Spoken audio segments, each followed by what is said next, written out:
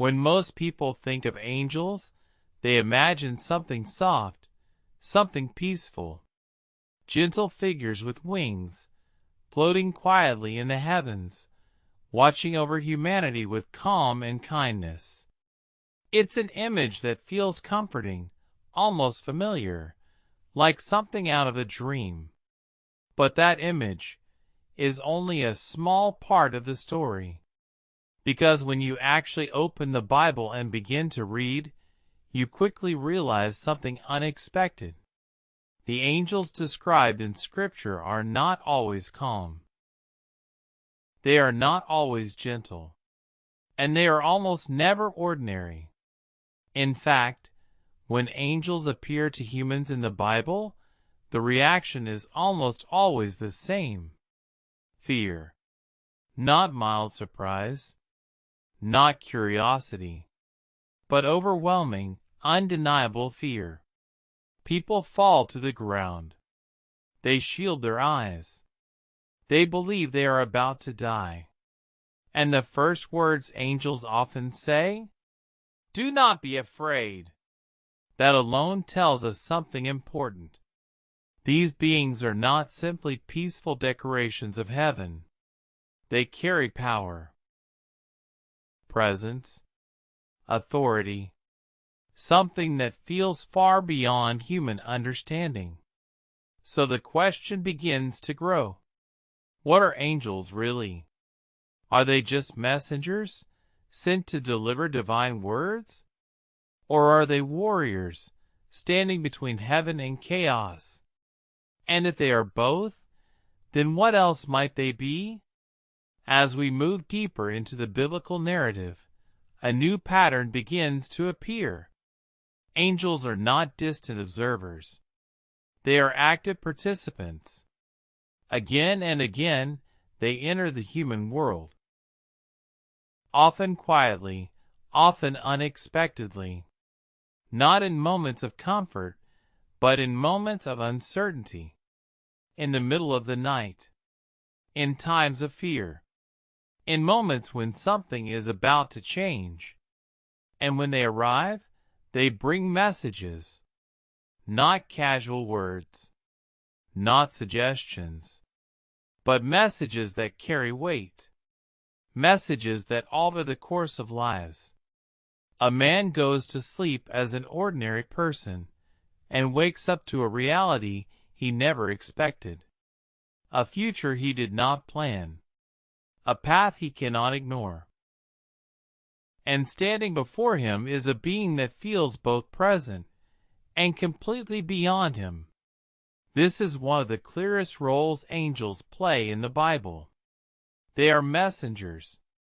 But even that word can be misleading. Because these are not simple deliveries of information. These messages are often life-altering. Sometimes they bring hope. Sometimes they bring warning. Sometimes they demand action. And rarely, almost never, do they leave a person unchanged. What's even more fascinating is how these encounters happen. They are not announced. There is no preparation, no gradual understanding. One moment, everything is normal, and the next, everything is different. A quiet room becomes a place of revelation. A simple conversation becomes a turning point in history. And a single message can reshape the destiny of nations. But here's where things become even more intriguing. Because angels are not only messengers. There are moments in Scripture where they appear not with words, but with force. Not to speak, but to act. And when that happens, the image of the peaceful, gentle angel begins to break apart completely. Because the same beings who deliver messages are also capable of something far more powerful. Something far more terrifying. At this point, the image begins to shift again. Because the deeper we go into the biblical accounts, the more we realize that angels are not limited to a single role. They are not just messengers. They are not just symbols. They are agents of action. There are moments in Scripture where angels move with purpose that goes far beyond communication. Moments where their presence is not simply seen, but felt. And when they act, the results are immediate, decisive, final. Entire armies are described as being stopped, not by human strength, not by strategy, but by a single divine intervention. And in these moments, angels are no longer quiet figures standing in the background. They become something else entirely. Warriors. But not warriors in the way we usually imagine. They do not struggle. They do not hesitate. There is no sense of effort in what they do.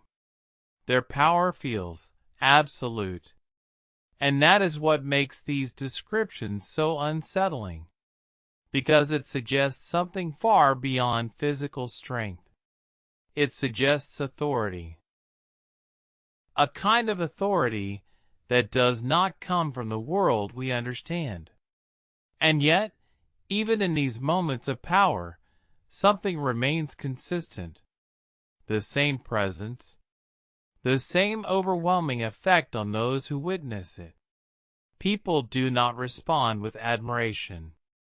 They respond with fear, not because angels are evil, but because they are something entirely other. Something that does not fit into human categories. And that raises an even deeper question. If angels can appear as messengers and as warriors, then what is their true nature? Are we seeing their full form? Or just the part that humans are able to understand? Because there are passages, rare but powerful, that hint at something far more complex. Something that doesn't look human at all. Something that challenges the very idea of what an angel is supposed to be. And once you see those descriptions, it becomes impossible to go back to the simple image we started with. As we continue exploring these descriptions, something becomes increasingly clear. The image of angels that many people carry is incomplete, because in some of the most powerful and mysterious passages of the Bible, angels are described in ways that feel almost impossible to visualize. Not just different, but entirely beyond human experience. There are visions where angels are not simply human figures with wings, but beings surrounded by movement, light, and patterns that don't follow natural rules. Wheels within wheels, eyes covering their forms, multiple wings moving in perfect unity. These are not poetic exaggerations. They are attempts, human attempts, to describe something that cannot be easily understood. And when people witness these forms, their reaction is not curiosity. It is overwhelming. They fall to the ground. They lose strength. They struggle even to remain conscious, because what they are seeing is not just a being. It is a glimpse into something beyond the physical world. And yet, despite these unimaginable forms, angels also appear in ways that are familiar, recognizable, almost human. They speak, they stand, they interact. Why? Why would something so vast choose to appear in a form that feels so simple? The answer may be more practical than it seems. Because without that simplicity, the message could never be received. The human mind has limits. And whatever angels truly are, they clearly exist beyond those limits. So what we see may not be their full reality. It may only be the version we are capable of perceiving. A translation, a reduced form, something adjusted so that we do not break under the weight of it. And if that's true, then one final question remains. If angels are capable of appearing in forms we can understand, what are they like when they don't? As the story comes to a close, something unexpected happens. The fear begins to fade, not because the mystery is gone, but because it has transformed into something deeper. Understanding. Not complete understanding, but enough to see the pattern. Angels are not simple beings. They are not just symbols of peace.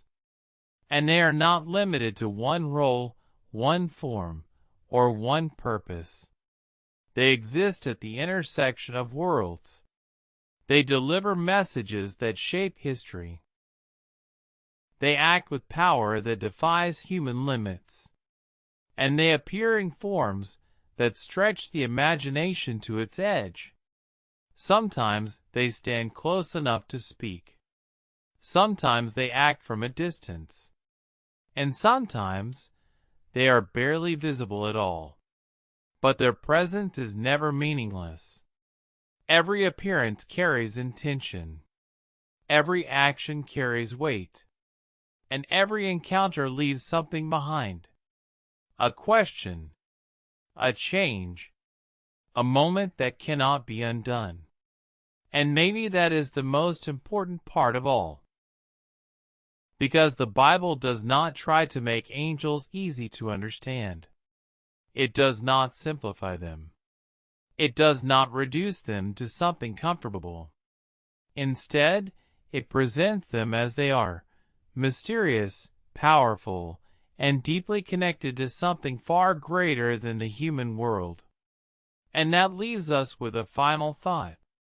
Perhaps angels were never meant to be fully understood. Perhaps their purpose is not to fit into our expectations, but to challenge them. To remind us that there is more to reality than what we can see, more than what we can explain, more than what we can control. Because if beings like this exist, beings that move between worlds, carry divine messages, and act with absolute authority, then the world itself is far more complex than it appears. And maybe that sense of mystery is not something to be solved, but something to be remembered.